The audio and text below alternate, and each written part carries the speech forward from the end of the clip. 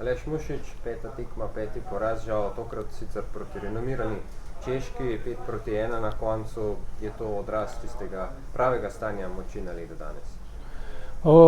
Čehi so začeli zelo agresivno, mi smo se mogoče malo preveč obrambno postavili v štartu.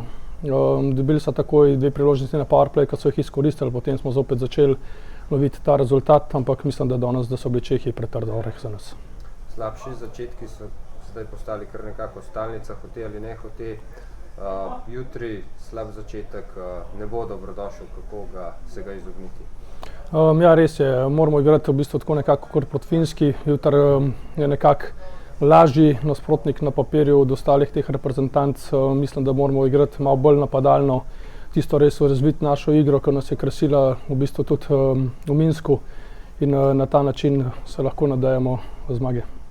Je ta igra, ki vas je krasila v Minsku, daleč ali se jo da doseči v enem dnevu? Ne, mislim, da se jo da doseči. Fantje moramo samo preklopiti v glavah, odigrati res 100% od prvega do zadnjega in zelo verjamem v ta uspeh.